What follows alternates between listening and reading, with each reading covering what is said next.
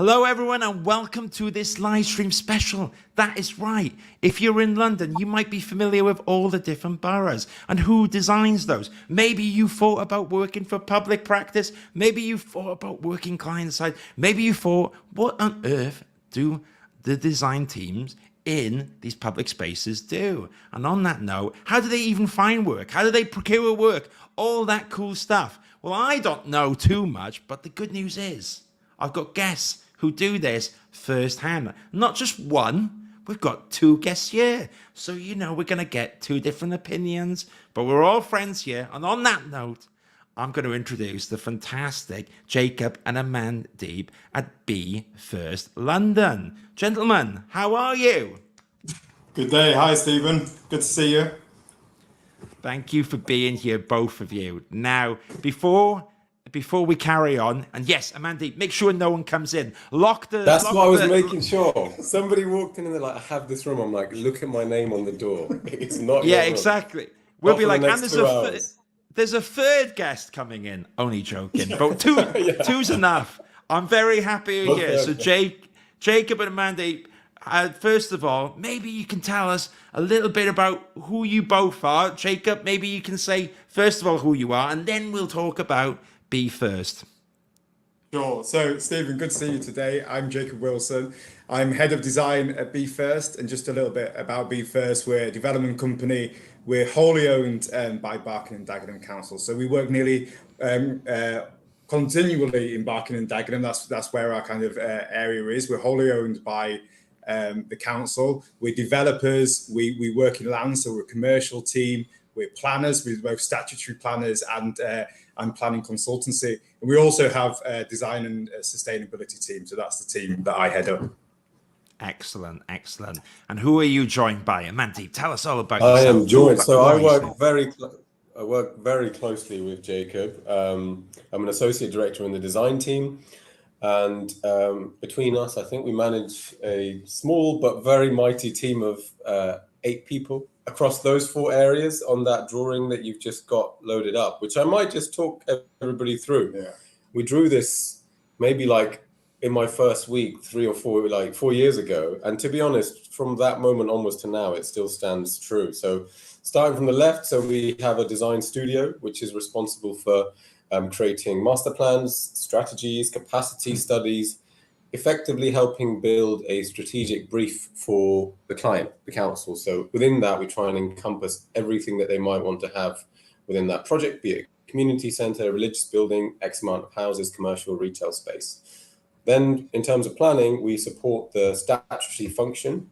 So we actually get to be in the privileged position of seeing every planning application that's major in the borough and have design-related influence and comments and sustainability over it. And that's really helpful because we have a good overview of every little thing from private developers, other housing associations, and that quite helps us kind of sometimes create synergies between projects that aren't directly ours, but they might form relationships with others. And then we have the other 2 functions, which is design management. So I think in that sketch, was it called guardianship management? Yeah. But that's a lot more about how we take a project and client it from the moment we've started procuring an architect, which we're going to talk a lot about in a minute, all the way through to getting planning permission, procuring the contractors, appointing the contractors and seeing that building through sample reviews, building inspections, signing off drawings, up until the moment that the keys are handed over to the resident. So we go really from the very start. I think, Jacob, you always use the line from the door handle to the master plan. Yeah. And I think that's right. So I think what's interesting about the design team at Be First is that we both do design work. So we're architectural, we do design studio work, we do master plans, we do design codes, we do SPDs. But then we also do what we call guardianship there, which is much more client design advice. So the commissioning, and like Amandeep, that's right from the start. So doing the commissioning right up to kind of handing over the project to our residents. So it's the full kind of spectrum, REBA 1 right through to handover is where we work. And this is a great page just to stop on. It shows some of the projects that we've been delivering recently. So you can see up there, top left, you've got the Becontree Estate Future Neighbourhood. So we've been working with central government on a design code for the Becontree Estate. For those that haven't been to Barking, you may have heard of the Becontree Estate. It's one of the biggest council estates, I think, in the country. So we're looking at 100 years old. It's just had its celebration at Reba last year for its centenary. We're looking at how we can kind of future-proof it and kind of take it forward for another 100 years.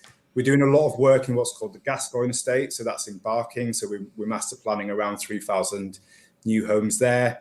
And then on the right there, you can see Industria. That's a really cool scheme. We've opened it up last year. That was with House Tompkins. It's stacked industrial. I think it's the first stacked industrial in this country. So super exciting, innovative scheme that we've been delivering there in the south of the borough. On site with the energy centre, you can see there at the bottom left, we've been working with Almanac Architects on that one. That's currently quite close to completion at the moment. So it's on site. That's going to be providing the heat and power for all of our new homes. And just a few others there. I think bottom right, you've got House for Artists. We collaborated with the GLA and Create London and the council to deliver really cool project there. So it's got artist studios on the ground floor, residential above, including co-living. And the artists that live there have to provide public programs. So they use that ground floor space to provide public program. And in return, they get reduced rents in the apartments above. That one was shortlisted for the Sterling Prize. It won the Need Brown Award in the end, I think. I mean, what that shows you is the flavour of all those 4 themes that I was talking about. So there's projects in there that are so for example, the Becontree Design Code is very much a policy document. So as a design team, we've designed and delivered a policy which will be applicable to 40% of the borough of residents. Earlier on, there was a strategy that Jacob mentioned, which was the Becontree Estate Neighbourhood Strategy. So that's like us looking more strategically, working with central government funding. Then we've got projects like Industria, Gascoigne West 3, where we're clienting projects, we're procuring architects, dealing with contractors. And then other projects like I think there's one that's the Becontree Future House is also a strategic, which is like the 6th one on the right-hand corner is how we have a pilot Becontree retrofitted home that we can kickstart like a scaling and retrofit process. So it kind of shows you the diversity of the different types of projects that we get involved in, from where we're directly designing, where we're clienting, or in all of those ways, some sort of strategic design-based thinking is used. And I think that's what both really attracted us to work in Be First, is that the kind of variety of projects, the variety of scales, the variety of when you're working on it in the process, the variety of stakeholders. And I think those projects kind of demonstrate how we work. Very, very, very cool. And thank you for showing that. It's really, really useful, especially to visualize at the start of this.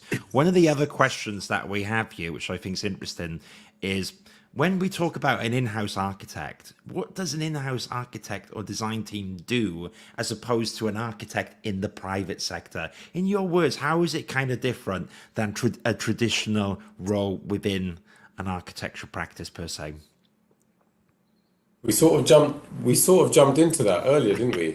And I think come on, flesh it out. How is it different? No. I'm going to flesh it out, but I think I wanted to set the scene by also saying that, like, historically, 50% of the architects did work by default in the public sector. But we're talking about the heydays of like the LCCC and the GLC, where there was architects departments. And I think when Jacob first got the opportunity, and he will speak for himself, to set this team up, very much the conversations we were happening was like, we thought how incredible the kind of influence and the strategic design-led thinking those amazing teams had way back then, and all the kind of things they've done across London, which still have quite a solid lasting legacy. So it was like, what does that mean? And I think one of the reasons I got into public sector was because I felt that as an architect, I had the power to use all my design-based thinking, but within the kind of confines of a client brief typically. And wherever I felt projects got unstuck or stuck or didn't move, I felt quite isolated from being able to like get them moving or have an influence in those more complicated things that, you know, we weren't supposed to be doing because we were not appointed to do that. And actually, when you come into a public sector, you kind of realize the complexity of getting something built or getting something designed beyond just the design stage is a very, very small part of the entire breadth. And I think in a nutshell, and as what we just said, is we get to do all of it from, you know, here's a new site, we could build something on this, to here's your keys, to, you know, tell us how your home's been the last 12 months. what could be changed if we redesign this. I think that's the critical bit. Is we're doing a lot more work upstream. So when a typical architecture practice gets a brief, we've done all that kind of pre-brief work to make sure that that brief is robust, it's solid, we can have a project out of it, the architects can hit the ground running. Like there is a lot of work, on some of our bigger projects. There's 2 years worth of work, kind of testing options, testing ideas, so that we can get a brief, and all the different stakeholders are signed up to invest in that brief, to invest in procuring an architecture team, and a technical team. There's a lot of money going in at that point, and we do all that upfront work. So it's really kind of getting into the strategic brief writing. Why are we doing a project? What is that brief? Like, how many homes should we be doing? What type of homes? Where does the infrastructure go? It's all that kind of bigger picture stuff I think the architects in the team are getting involved with. It's also building knowledge in one area for a large period of time. So when you're working as an architect, I used to work across internationally into different projects on a month by month sometimes basis if I was doing competitions. But for the last 4 years, we've literally been in the confines of the London Borough of Barking and Dagenham, which means when we write these briefs, we know the area so intimately. We know the residents, we know the politicians, we know the planners. We know all the schemes that are here. It just means we can bring a richness and almost expedite the process of very quickly getting to grips with what would work here in these constraints and contexts. Yeah, I think the other things that's interesting is kind of like the design, the process, and getting involved in the process. So, when it comes to thinking about like how we build a building, so modern methods of construction or BIM or sustainability, we're working across all of those kind of issues and thinking about how we implement them on the project. So I think it's that kind of strategic piece as well, isn't it? That design thinking, design process. That's is a big part of it. I think we like that because it means there are things that will impact the projects that you don't always in an architectural practice have time to sit outside the project, do something that's kind of almost research / strategic orientated that then comes back and massively improves all other projects, be it us, me having an overview of how our BIM strategy should be, or can we develop a DFMA pattern book to roll out to our projects? Well, I think the digital twin that you're working on at the moment is probably a good example of that, isn't it? Yeah, we're piloting a digital twin on one of our completed schemes of 200 homes, and we're installing sensors in 8 flats so we can find out how warm they get, what their humidity is like, monitor the energy use, speak to the residents, and put all that data together to tell us, is the building performing like it was designed to, or do we need to design it differently so it performs like it should perform? It's really interesting to be in a place you have the kind of tools and people around you empowering you to do things like that. Yeah. I love it, and thank you for that brilliant answer. My goodness. Now as well, you have to remember, audience, because we got 1 or 2 questions coming in, which is great, but these two have planned this out and I am butchering it. Imagine like the part 1 architectural assistant who's been given the reins on the meeting and going through it. So thank you both for persevering with me on it. Now, a question that came in, and I'm going to jump ahead a little bit, but don't worry, I've got some of the questions here. Animal in the audience says, what is the process of winning these projects that you talk about? And one of the themes that we wanted to talk about here is procurement. And now I'm guessing that's one of the ways to win projects. Now, Jacob and Amandeep, tell me if I'm wrong. Tell me if I'm totally going off kilter again and rein me back in. But how do you win these projects? And then why does procurement matter in kind of getting this stuff going? Yes. So I think how do you win projects is, I think for a lot of people, they probably perceive the public sector as quite difficult to win projects for. It's very different to, I think, a lot with the private sector, where you may approach business development or marketing in a different way.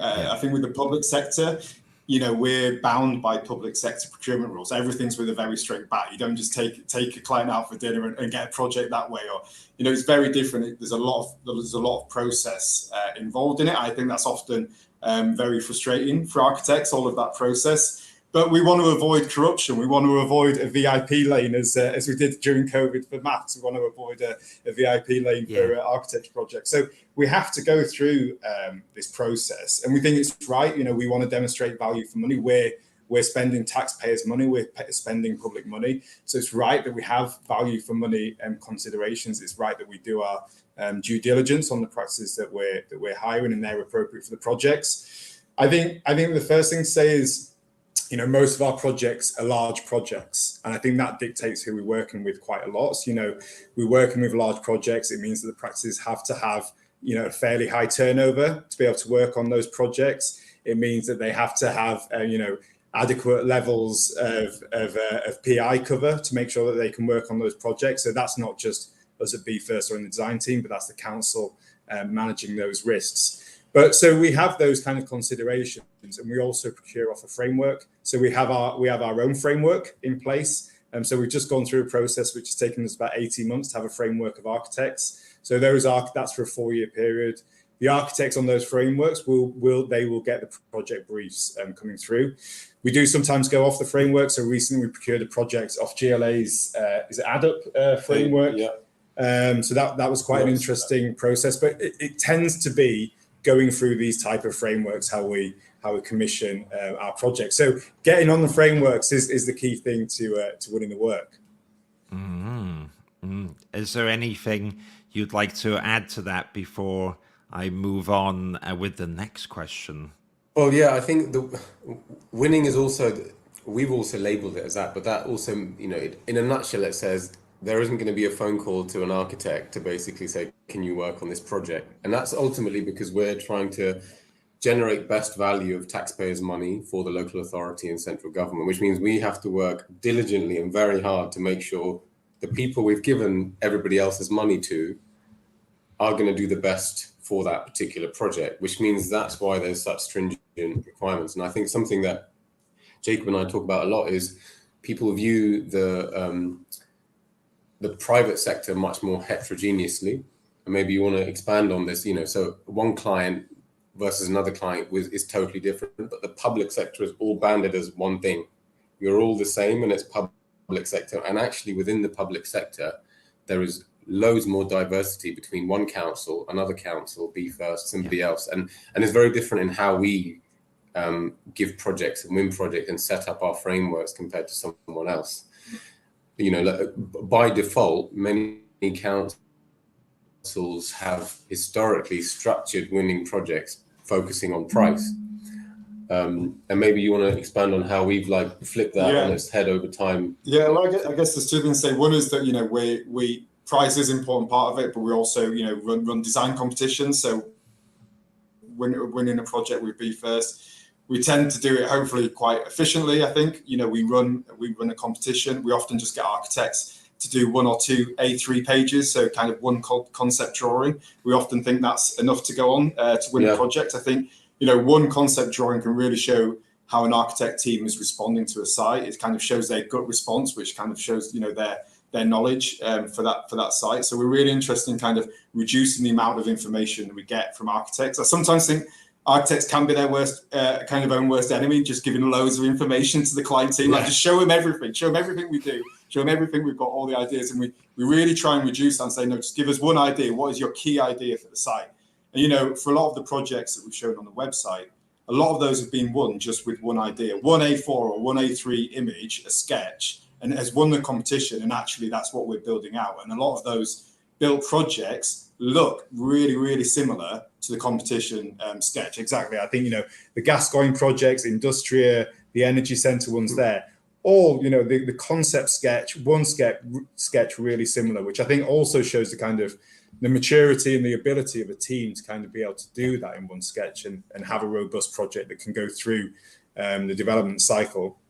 I think the other thing just to say on winning work with us, we have been really trying to encourage small practices to come and work with BFirst, which has been challenging. As I said, a lot of our projects are very big, which brings risk with it and means that we have to set these thresholds with what we work, how we work. But what we've been doing is encouraging consortias. So that consortia will often be led by a large architecture practice, but they can then bring smaller architecture practices under their wing. So because we have these big projects, maybe a master plan, and a couple of the buildings will be done by the larger practice, but then some of the smaller blocks will be given over to the smaller practice. And we think that's a really nice way to work. It brings through, some of the practices we've got on the framework are very kind of micro practices. I guess, but it's kind of under that wing. So the kind of the turnover, the PI requirements, the BIM requirements, the principal designer requirements are all dealt with by the larger practice, which then reduce our risk from a client perspective. Wow. Anything to add on that? No, I think the other things we've done quite different in the framework is weighting quality at 70% instead of 30% and price at 30%. Historically, public sector's procured the other way around, and that's where people get into price battles. So with us, what we always say is, whatever you do on price, ultimately, if you've got the quality marks to win it, you're going to win it mostly on the quality, not on the price. Which pushes against the kind of competitive lowballing kind of way of procuring things. And the other thing was how do we know architecture is an inherently undiverse place to be. So how do we bring on not just practices that are, smaller startups, SMEs, but bring more diversity? Because we know the largest practices are generally the most undiverse practices. But through the consortium we procured, actually, we've got well over 50% of the smaller practices are led either by people of color, more than 50% are led by women as well. So we're quite proud of being able to set something up which we do think is pushing the way forward with who works with the public sector, but also getting them to input into what are our EDI requirements. So we've got almost all eight consortiums to write an action plan with the 6 key stages of an architect's career on how they're going to break down barriers into architectural education under the Supporting Diversity Handbook that the Mayor produced a couple of years ago. And then we'll work that through with them to see what things they've done, what things they've helped us with, how they've impacted the wider built environment community. Well, brilliant. Thank you. Really, really useful stuff. There was a lot of things that we covered there.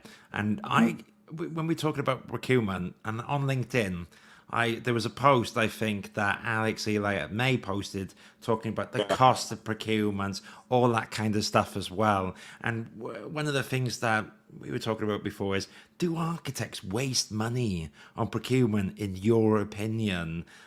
What's your thoughts on this? How do you think architects can then optimize it? Or do you have any opinions on that aspect of things? Yeah, I think they waste money on it. We might disagree. I definitely think they waste. I remember working as a part 1 and part 2, and I would say I spent half of my time whilst I was part 1 and part 2 just on competitions. So that's half of my time that's speculative. And I remember counting, because I think in the office everyone used to keep a track on which competitions you worked on and which ones made it. And I think maybe 10% to 15% were actually won. So I know that half my time, maybe only 40% of it was never actually paid for. And the rest of it was. But then there were projects that I was working on, which I was like, this is super cool. And there's other projects I was working on. I'm like, not sure why we're working on this project. It doesn't seem to align with, what I want to work on or what the practice should. So my thing was always I think we could have been more specific with the competitions when I was working in traditional practice, which projects we chose to bid on that aligned with the practice's values, but also which client we want to work with. If there's a client, we're this client is doing some really cool stuff, I want to work with them because our values align with theirs. So more targeted. Doing it more targeted than just scattergun on every competition that's out there. Let's just throw a resource at it, because hoping that one will land, rather look, we really want to work with these people. Let's keep working hard until we can work with them. I think that's right. Obviously there is a lot of waste in the industry around procurement. I think there's a lot of examples of poor public practice in terms of procurement. I think that can be improved a lot. But I think ultimately it's a very competitive market. Yeah. I think there's a lot of very good architects. We work particularly in affordable housing. There are a lot of very, very good architects working in this field. It's hugely competitive, and I think it probably comes down to your point about being selective, choosing the right one, and that's not to deny the public sector I think can be more efficient. But I do think public sector procurement is we do need it. We don't want to kind of reduce governance in a way. We don't want to kind of I think it's a really important process. And I think all the things that Amandeep was saying about bringing small and micro practices through, supporting EDI, all of that requires that procurement process. So it's worth investing in. But yeah, I think there's lessons for both. I think there's lessons for the public sector in terms of can we improve it? Can we make it more streamlined? Can we make it more proportional? I think we need skills, capacity in the public sector to do that.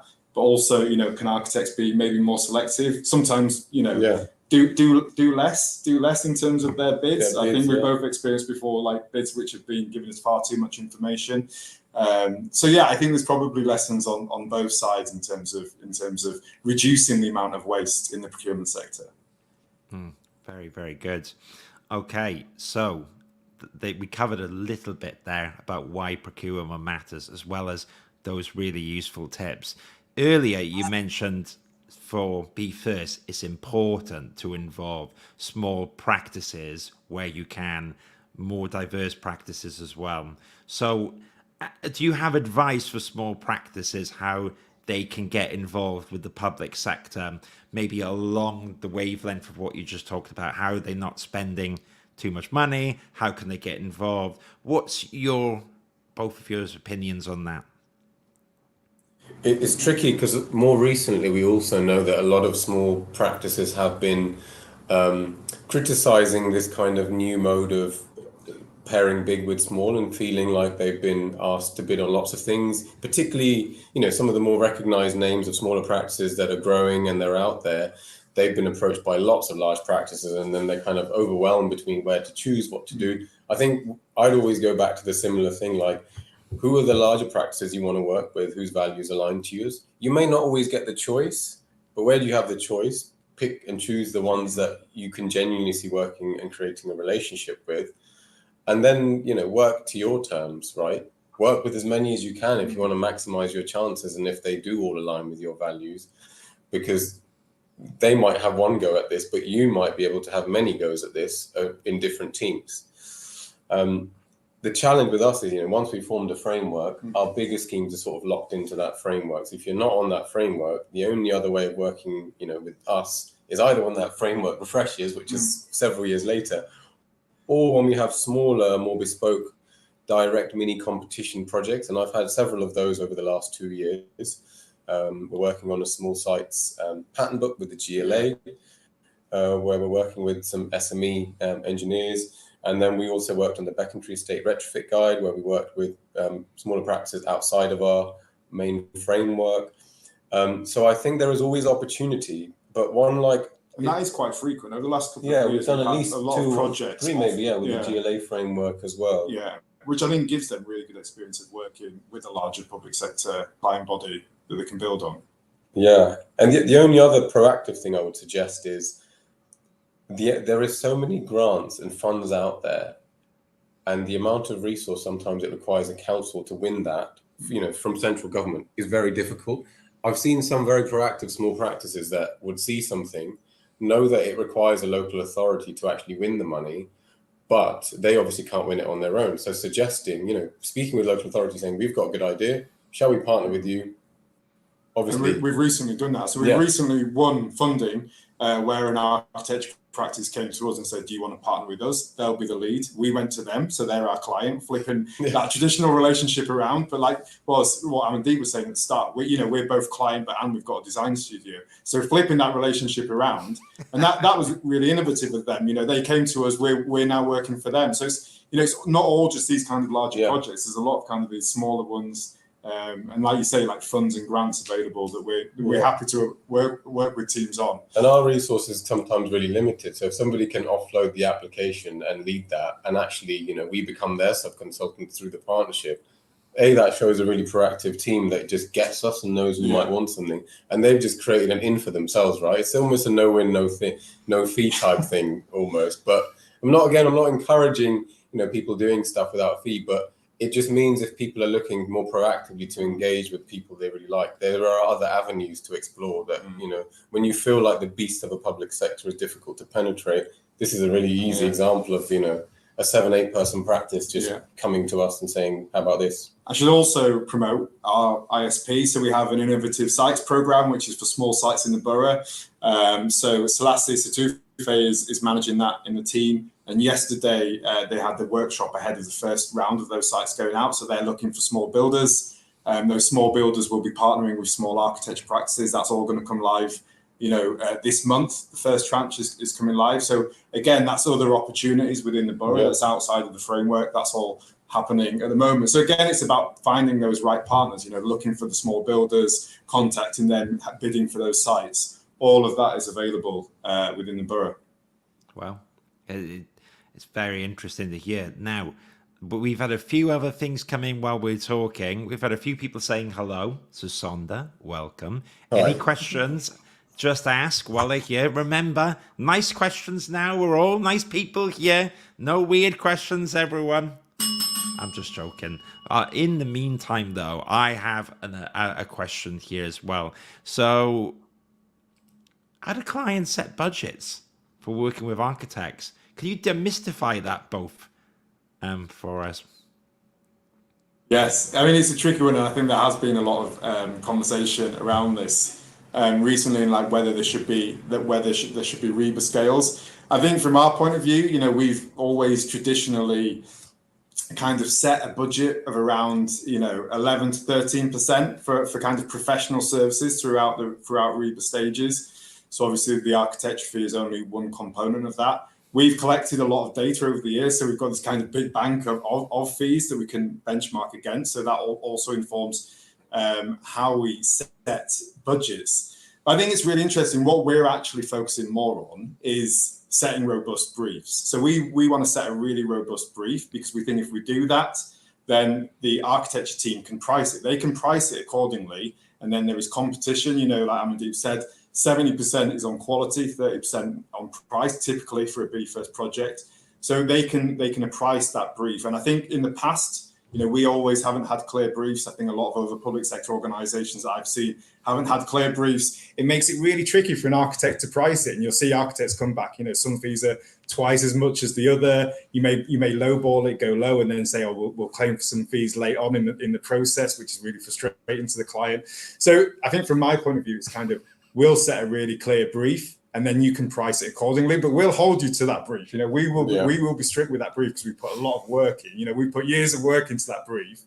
That's not to say things don't change. Obviously they do, but I think that's really important for us, for kind of having that fair competition on the price. I think it's also, we're putting a lot more emphasis, I think, on placemaking. We're putting a lot more emphasis on community engagement and co-designing our projects. We're putting a lot more emphasis on social value. And I think it's really interesting to see how architecture fees are changing and adapting. Principal design is another one. How architecture fees are changing and adapting. Obviously, AI is coming into this as well. What of the architecture services can be automated? Where can savings be made? And does this free up fee to be spent elsewhere on like engagement with residents, which actually adds a lot of value for us, because we're embedded within our community. It's a really important part of the process for us. So, in one way, it's almost becoming more fragmented landscape for how architects can set their fee for a project. But actually, there's a lot of opportunity there. We say like architects should own this space. We're demanding. We're fairly demanding. This is what we want. But then I think that breeds this kind of opportunity that architects can fill and say, yes, there's a fee for it. There's a fee for it here. And sometimes, so there's projects that we're doing direct delivery where we try and follow benchmarking of previous projects and construction percentages. There's other projects where we've received a very fixed central government or other pot of money. And then, the budget literally comes from that. So that has to be split. And I'm usually quite transparent with these smaller bids. I will put the maximum budget we have available. So not only does, as Jacob said, we provide the robust scope of what we want and the outputs we want in the time frame we want it, we'll also often more recently have put the actual budget. This is what we can pay as a maximum. And then for me, we've almost, given a most transparent job description of a job, right? You see what you have to do and the money you have to do it. And then it's your decision, right? Do you think as a practice, I can do it for that and it's worth my while? Or actually, no, that's not enough money for us. And you have the choice. You're not then shooting in the dark for the project looks really cool. Then you pitch for it and you're actually way off, or you don't know where you might stand from a price point of view. So and I've collected feedback from architects that have seen that way of us bidding, and they've actually felt how they've told me at least how refreshing it was for them to know actually we're all pitching at a similar area, and we're not kind of trying to second guess, is somebody else going to pitch twice as much or half, and they found that they could then relax and just focus on the quality submission, knowing, well, that's the budget, and that's, you know, more or less we're going to be trying to target that fee. So that's different ways of us, I think, working that out. Yeah, makes complete sense. In that, you touched upon the 11 to 13%. I think that's the numbers you said. You're very transparent with the prices of the projects. Now, in there, you talked about the low bowling. In there, you talked about all this kind of stuff as well. One of the frustration with architects is fees. How does an architect increase a fee? Or is it as straightforward as that? Do you have any practical advice you'd give someone for maybe getting the most out of the fee? Anything like that? Amandeep, you mentioned you were in practice before. Jacob, you've seen it all as well. What are your thoughts on architects improving their fees? I think there's quite a bit they could do. And I mean, a lot, this is probably us, and you got to bear this in mind, and Jacob and I have, you know, are both designers, and we've worked in traditional practice for almost, you know, a decade before being in the public sector. So this isn't just us from a client saying, do this, do that. It's us both spending so much time there and also so much time on this side. So I'm going to caveat it with what we've learned by being on both sides of the coin. But I definitely think something Jacob touched on earlier, which was about, can you bring in a USP of expertise that other architecture practices don't offer? And that is really interesting to me. So I've had practices recently that have brought in-house passive house accredited designers as part of their offer, and similarly another practice bidding for that same job has had to subconsult that out. So they're all automatically going to have a lower fee because they're subconsulting that out. That other company is going to have their overheads, their profits, higher day rates, whereas the team that has it in-house, they can even give me an even more competitive fee while making a larger profit for themselves. And also it's a better offer for me because it's the same one team that's getting the design, doing the kind of passive house-led design. And so you mentioned engagement. There are practices that build that ethos of engaging with residents into how they work. So they're not sub-consulting that out. So I think for me, bringing other cool, unique expertise that, you know, that build us as clients are after, bring it into your own, and actually then we go, actually this practice also does all these things in the way that they work, and actually that's more integrated and it's, you know, embedded in how they think. Those opportunities. Yeah. You also talk about I thought you were going to talk about not going off piece, which is one of your favorite topics. That's I'm going to be going off piece as well. Yeah, I want to talk about that as well. But off piece. Architects going off piece. Architects going off piece. But that's more about like, how do you spend your fees wisely? That might be like, how do you increase your profit? Because I think one of the challenging things is because of the background Jacob and I come with, when we do set briefs, you know, sometimes Jacob mentioned there's a year history before that where we as a design team has tested 10 options, got to one because it's the only one that's viable, it's the only one that can get funding, it avoids all the utilities, the residents like it. So we're like, right, we don't need to optioneer and test that. Let's go and take that to the next stage with designers.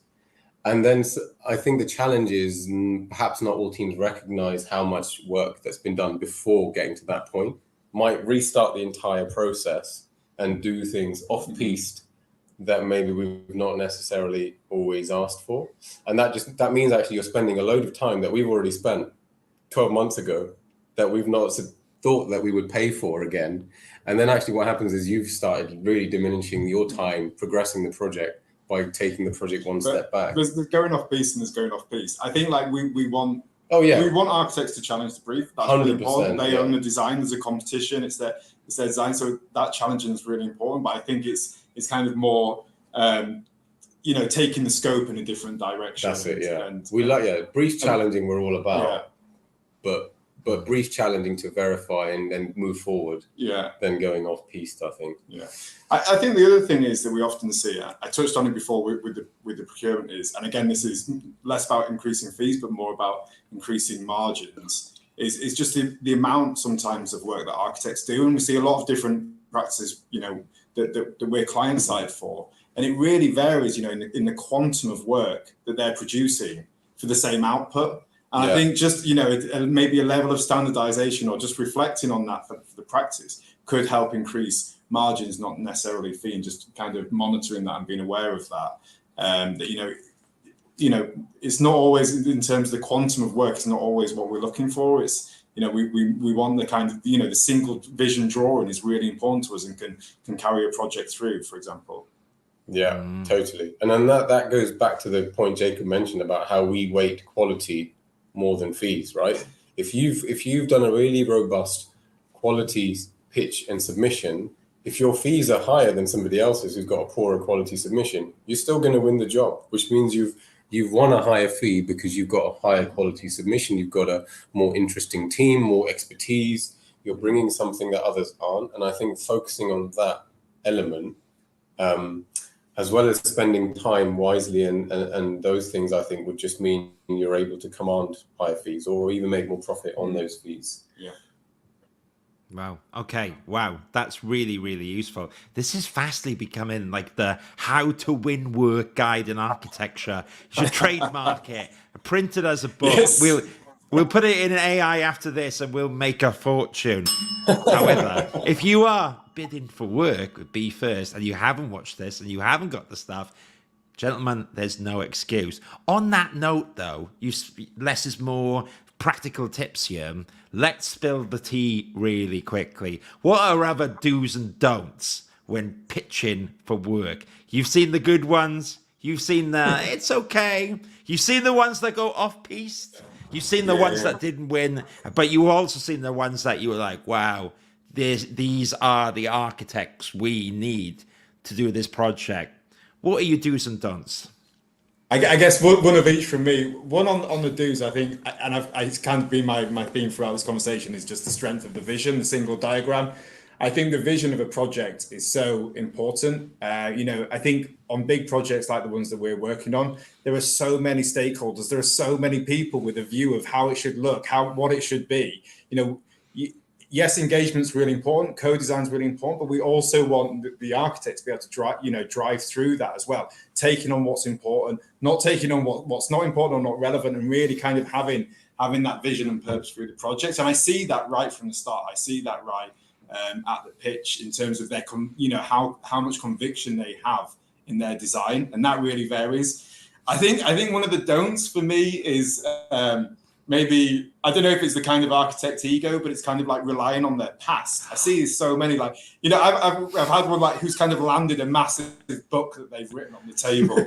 This is me, this is my book, that's all I need to do. And that's the mic drop and walk out, and I'm like, okay, what about the project? What's the approach to the project? And so for me, it's like, focus less on your history, on your kind of, the past experience is important, but how is it relevant to the project? How is it relevant to the brief that we've created? Really focusing on that vision. So, I think just a couple there from me, Stephen.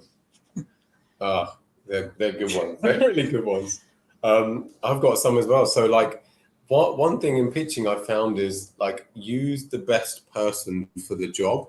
I think that goes for everything, but particularly in pitching. Where I've found some really successful ones is where actually the project architect has done the pitch and the director is in the room, but you can clearly see the project architect is somebody whose charming characteristics knows the project and actually conveys it really clearly. And there's other projects where I know there's an eager project architect sitting on the side in the room, but it's the director who's often been, thrown a presentation 5 minutes before the pitch is coming in to lead that, actually knows very little about the project, but is expected to be the one doing the pitch because their name is on the door. And I would argue that for me, them being in the room is important, not necessarily the person actually doing the pitch. And then what that's meant is exactly what Jacob said has happened. What they know about is their book. They'll come in and be like, yep, I've done these 20. And then actually the actual project, because they haven't actually prepared or planned that, they just don't talk about it. So for me, that just looks like a very generic pitch. And then I'm like, well, what have you done that tells me you know us and our needs? So there's do's and don'ts within that. So be bespoke, not off the shelf, and pick the right person for the job. The other thing is, and I used to do this a lot, and I think I still sometimes do this, is don't get into the archy speak mode. We all know about this, Stephen. You must know about this as well, right? Yeah. We'll go off Oh, onto yeah. like, right, we'll go off, we'll start slowly, and then it'll be like, right, in this context, through this wilderness emerges this thing, and it's, this left flank elevation, like, and just, I think what's important with that is I sometimes catch, when I first started presenting to all sorts of stakeholders, politicians, residents, I used to catch myself going on off onto this and just reading the room and going, yeah, no one is seeing where I'm going. There's a safety there for the architect. It's the safety net, yeah. But I'm like, that language does not land with 90% of people. Basically, it lands from architect to architect, and from like me and Jacob get that language. But when we put some of those people in rooms where we've got our board or our MD or CEO, and they're just kind of interested in give us the nutshell of what you've developed and how we're going to get there. Because we're only one cog on the panel. Yeah, the panel is the commercial team, it's the politicians, it's it's divergent, isn't it, in terms of who the characteristics on there. So like read the room, I think, ask who's there, who's interested, and then what you can do is tailor your pitch to who's in there. So if you know there's somebody in there that's the engagement specialist or somebody that's the finance, try and tweak your pitch so it lands with everyone. And I think that's what I felt time after time again that doesn't always happen. So, sometimes me and Jacob would be like, oh, that architect was great. And then other team members are like, what are you talking about? The commercials and the finance are like, oh, we really didn't like that person. And we were like, oh, okay, I see why you didn't like them. So then, I think that's really important. Reading the room and pitching it right and not getting into the archy speak mode. Probably some of the do's and don'ts. Yeah, makes a lot of sense. And thank you for sharing that. Now, I know we've got you for a few more minutes, but just winding down, you mentioned both your former lives in the private sector. Amandeep, you talked about competition deadlines. Jacob, you've also worked in the space as well. For those thinking about going into the public sector, or potentially people are interested in joining your team and all that kind of stuff, do you regret the move? Do you love the move? Would you ever go back to the private sector, or are you firmly in Barking and Dagenham now? I think, throughout my career, I've kind of worked in both. I've kind of gone between. Like, I don't see it kind of one or the other. I think it's slightly problematic just being one or the other. I think both have amazing lessons for each other. And I think, if you've worked in private practice, you'll add a lot of value to public, and vice versa. I know it'd be great to see more. I mean, maybe already happening. I don't know, private practices employing from the public sector. I know public practice was draining a lot of private practice at one point, so maybe it needs to reverse now. But I think, going between the two is really important. I think it's really important for the sector to understand each other's kind of priorities. I do think in the public sector, it's naturally, it's more political. There's more governance. It's more bureaucratic. It's the nature of the organisation. You're working in local government, so I think you've got to be kind of prepared to deal with that. At B First, what we've done is we brought in, a lot of local authorities have designers in different teams. So the housing team may have an architect, the planning team may have an architect, the regen team may have someone, the schools team may have someone. So we brought everyone into a single team that then services those different departments, so that we could bring a bit of culture, kind of design culture to the team. I think that's really important. I do think a lot of local authorities don't have that kind of culture where maybe a lot of designers like to thrive. I think maybe that's one issue. But yeah, for me, I think, I'm fine going between the two. I don't think I'm kind of resolutely public sector all the way. I want to kind of see more cross-fertilization between the two, but I would always encourage people to do it, to go into the public sector. I think if it's the right role in the right organisation, I think it can be really, really rewarding. I think I have a similar experience, but I think I'd be less interested in working back in traditional practice, which is different to, I think, private sector, public. I think I'm still, both have their your job for life now in there. Not necessarily job for life in public sector, but I mean, like, I think for me, I agree with you, though. I think that the way we built this team and how interesting and kind of deeply embedded it's become, it's because most of our team comes from the private sector. All the tools we've learned there, the commerciality, managing people, running projects, having that commercial acumen, I think is what's made us bring all of that into kind of the public sector and try and marry both worlds. So I think had I not had that experience and I jumped in straight here, I'm not sure it would have been the same thing. So I think there's a lot of lessons that public sector can learn from private and vice versa. But I agree, I'm not sure how many then do go from here back to private. Yeah. And I think, people thinking about careers in the public sector, I think massively. I think I really, really love my time here. Massive. When I first joined, I think it was a huge shock to my system in terms of how politically connected, development. I mean, that when you're in practice, and you hear about it when you're working, that there's MPs or there's politicians commenting on things, but when you're really in it, then you really understand the complexity of how this organization is set up. And then people either get really scared of that and immediately leave, or you got to stick with it and kind of figure your way out through this and kind of see what can be done. And then it's really rewarding and fruitful. So I definitely encourage people to do it. And I think if public practice is a big route for people to take this, but actually what's been difficult up until public practice for architects to get into the public sector is because there isn't the title architect when you go search on a local authority's website. There's going to be a lot of transferable skills architects can apply, I would say, to pretty much every job you could do in the local authority.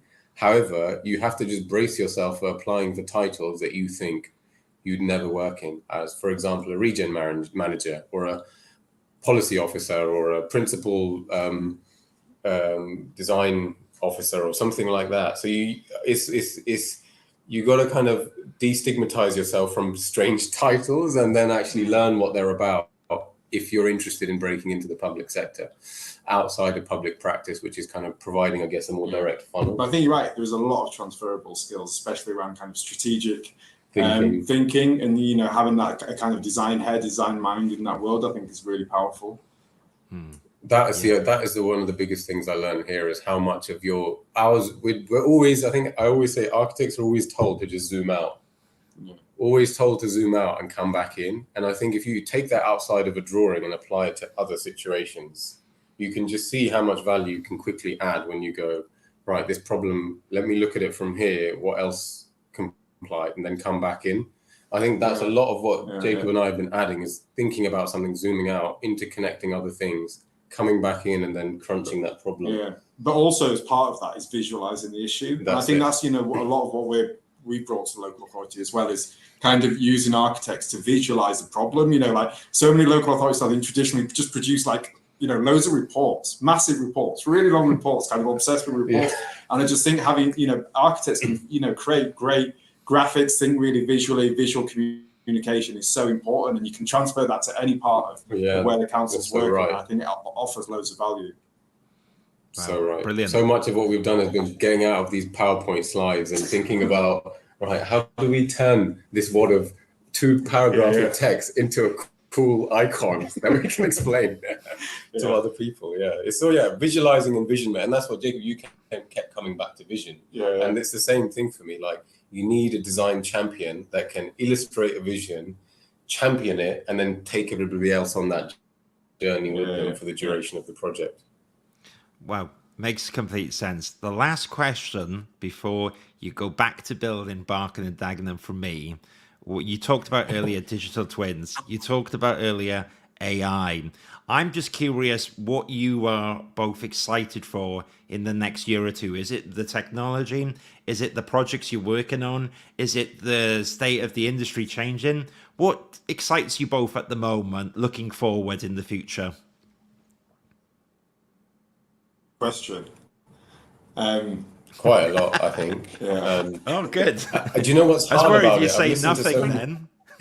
No, I think it's because, absolutely nothing, Stephen. Close the laptop. Do you know, I think one of the most difficult things to visualize with AI is a lot of things I've been reading and listening to is we don't have the level of knowledge required to even understand the difference AI is going to make in 5 years' time. And that's quite challenging. It's quite nerve-wracking, but it's also quite exciting because it's often difficult to predict what that is. But you've got all these interesting tools and things and visuals coming out that are penetrating loads of different other markets like journalism or video editing, etc. You can just see when I worked in practice the amount of stuff I was like, we should not be doing this again project by project, or actually there would be definitely a simpler way for somebody to calculate this. So I think there's that stuff, but I'm also thinking for the affordable housing sector, I'm actually thinking we should be able to develop even more interesting and kind of more bespoke buildings but still in an affordable, efficient way, because we're able to harness these tools that can, massively reduce costs or be more efficient, yet create quite unique, interesting projects that impact people around them. So I'm hoping actually the landscape of London architecture could transform in a positive way, because we're able to use these other tools that help expedite how efficient and cost effectively we can build these things whilst creating a really cool ambition. I think for me, I think similar to thinking about how architecture could change, but especially relating it to us and our client team and our kind of priorities. I think I'm really interested in material passports and thinking about buildings as material banks. So for the council, we own the housing in perpetuity. We think about it as a kind of long-term asset. We're going to own this for the long term. We don't sell the properties. I think, we invest a lot in BIM. We're talking about digital twins. I think thinking about the material and how it relates to our sustainability strategy, and having, all the kind of components of the building, having material passports for those, thinking about this bank of material that can be disassembled, or, think about how we manage it as an asset, I think is really, really exciting from the kind of client side, and thinking about the long-term value of the building. Yeah, agreed. It would be really good, because all this kind of digital twin work we're doing, connecting all of that real life data we're collating about performance, comfort, monitoring. Imagine something that could just almost use a model you've built somewhere to recreate a brief for you, knowing what is the output you want. You've got data and sensors that have collated and calculated what's required, and almost help us establish briefs in quite an automated way that's based on digital twins. We've got 10 digital twins. We know how efficient those buildings are, how they're performing, and have got the qualitative information of how people live in them. Just imagining the power of consolidating that into really dynamic briefs. That would be so cool. As a clienting tool as well, even. We've all got it to look ahead for, but I'm also excited where AI is going. But before we go, because I know you need to go in a minute, I was just going to say it's not fair that I get to ask all the questions or butcher your questions. But do you have any questions for me before we go? Yeah, Steve, I've got one, Steve. What do you think is the most exciting for kind of more junior architects working in the profession? Where do you think that when you're talking to junior architects, where do you think their kind of excitement lies for the future direction of the profession? That is a good one. Where's the excitement right now? Well, I think a lot of architects, a lot of it's been unrest, to be honest, because it's more expensive. Architecture it's difficult to get into. The course is going up, but I think at the moment, different ways of learning is probably the most exciting thing. I think architectural apprenticeships are going to be great because you can get paid while you're working, which I think is really, really cool. So that you don't accrue this huge amount of debt. So I think that's probably the most revolutionary thing I've seen in architecture for years, because it was the hardcore part 1, part 2, part 3 model, right? Which is 7 years in architecture practice and takes a long, long time. So I think that's really cool. I do see a lot of future students. I can imagine them going to crits with some AI generated thing and get absolutely annihilated by the tutor. So I can see that happening, but wouldn't it be great even just to use little bits of the tool to help design? So I think if AI is used properly, actually it gets rid of all the mundane stuff and can actually help you design. So who knows? I think it would be cool to see if architecture students can get to become an architect quicker and have more money in the bank by the time they come out, rather than being in debt. So I know it's a boring answer, but for me that's the most important thing, because when I was doing it, it was $3,000 a year. Now it's $9,000. It's crazy. Amandeep, you talked earlier about you were on £2 a year, mate. I was on 3. Showing all your cards 1.5k I think it was for the generation before. 1.5 for you, $3,000 for me. All right. That was what it was. Now, we're not It's all asking coming out anyone's age here. We're not ageist, and it doesn't matter what band you are. We're all friends here. But yeah, I think that's the most thing I'm excited for, and I think that maybe programming and the AI will take who knows where it will go. I guess watch this space. I think it's exponentially going faster than we can all keep up. Is the reality, But let's see what happens. Well, Hope, was that a good answer? Was that passable? Was that okay? Very good, Stephen. Very good. The presentation 10 out of skills. 10. I would press the bell if I Mediocre. had it, but where's the Yeah, bell? there you go. Yeah, there you go. There you go. Thank you so much, both. I really appreciate you being here, persevering with people coming in the meeting rooms, because it's all happening in the B1st studio, dealing with it, dealing with my madness, dealing with the questions. But actually, all jokes aside, I think that was a really good episode and really informative, and the kind of things that a lot of architects ask and want to get the answers for, but it was all in this episode. So I will be rebranding this to How to Win Architecture Projects, spoken by B1st, after this. And if you're seeing that now, there you go. But on that note, I'm going to end the live stream here. Thank you to all of you that tuned in on the live. I can see lots of things came in. I can see lots of things coming in. Sonda's all excited. We had laughs. There was hellos. There was all these questions earlier. If you're also watching the replay, though, that's fine too. Last thing, gentlemen, before you go, where do people find you if they want to get in touch with you? The website? That's a good spot, but that's good. But we've got our Instagram channel, which we are directly linked in with. So if they want to slide in to our DMs, it's B1st Design on Instagram. So you can find us straight there. LinkedIn as well. The team's quite active on LinkedIn. Slide into the DMs and the do's and don'ts and pitch in. Get your pitch right. Maybe slide into the DMs if you've done a good job. But thank you so much, Jacob and Amandeep. You're absolutely, both of you are amazing. I had to try and stop making you laugh, Jacob. I don't know why. You just got that. You just make me want to, I don't know, get all the questions in the wrong order. But we did it. We got them all there. Thank you so much to the audience. I'm going to end the live stream now. B1st. I can't wait to see what's happening in Barking and Dagenham. And if you pitch in the projects and you haven't followed the guide here, then the joke's on you. Thank you so much, everyone. I'm going to end the live stream now. Take care.